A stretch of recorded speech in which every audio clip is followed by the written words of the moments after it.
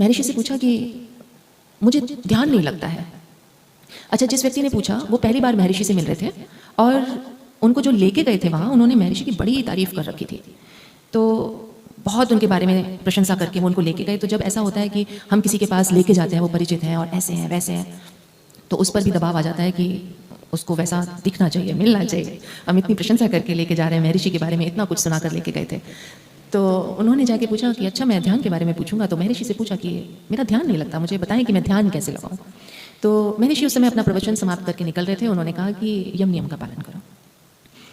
महर्षि आगे बढ़ गए कह के, और उन्होंने कहा कि तो बताया ही नहीं कुछ भी, मैं पूछ रहा हूँ कि ध्यान का बताओ कैसे लगेगा। फिर उन्होंने दोबारा जाके उनके पास प्रयास किया कि मुझे ध्यान का पूछना है स्वामी जी, मैं ध्यान कैसे लगाऊं, मेरा ध्यान नहीं लगता। तो स्वामी जी अन्य लोगों से भी बात कर रहे थे उस समय, अपने रथ की तरफ को जा रहे थे, घोड़ा गाड़ी की तरफ।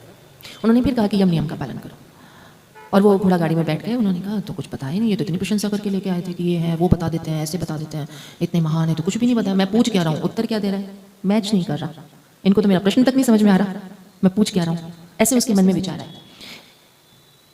तो जो लेके गए थे उन्होंने ये पूरी घटना लिखी हुई है एक जगह, एक पुस्तक है, मैंने ऋषि को देखा, उसमें। तो फिर उसके बाद उन्होंने वो गाड़ी में बैठ गए, तब फिर एक और प्रयास किया, खड़े होकर कहा स्वामी जी मैं ध्यान के बारे में पूछ रहा हूँ, मुझे ध्यान कैसे लगेगा।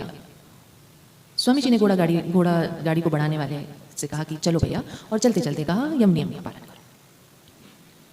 हताश हो गए, वो निराश हो गए, और जो लेके गए थे वो भी उदास हो गए। दोनों पैदल वहां से चल पड़े कि स्वामी जी को तो कुछ बताया ही नहीं। अपमान हो गया ना, बेइज्जती हो रही ना, अपनी इतनी तारीफ करके लेके गए थे स्वामी जी के पास, तो अपना भी अपमान लगता है ना उसमें। चलते चलते वो कहते हैं कि रास्ते में मुझे याद आया कि स्वामी जी सही तो कह रहे हैं, अरे भैया कल तुम जो गवाही देने जा रहे हो वो झूठी गवाही देने जा रहे हो, स्वामी जी ने सही तो कहा। अगर अपने जीवन में तुम ये काम कर रहे हो तो ध्यान लगेगा कैसे, स्वामी जी तो सचमुच में जानते हैं। तुम जो कल झूठी गवाही देने जा रहे हो, स्वामी जी उसी बात के लिए कह रहे हैं कि यम नियम का पालन करो, सत्य बोलो, पहला ही है यम। तो जब पहला ही यम का नहीं पकड़ा सत्य, तो ध्यान तो 7वां कदम है, और यम नियम यही तो उपासना का बीज का है। तो बीज ही नहीं डाला तो ध्यान तक कैसे पहुंचेंगे। तो जीवन जीने का ढंग समर्पण के साथ, संघर्ष के साथ नहीं, ईश्वर की आज्ञा के साथ साथ। और जितना हम ऊपर उठते जाते हैं तभी उठ सकते हैं जब हम निर्भर हो, जैसे चील जितनी हल्का होते जाते हैं उतना ऊपर उठते जाते हैं।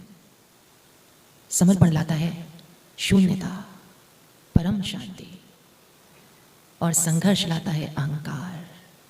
समर्पण से मिटता है अहंकार।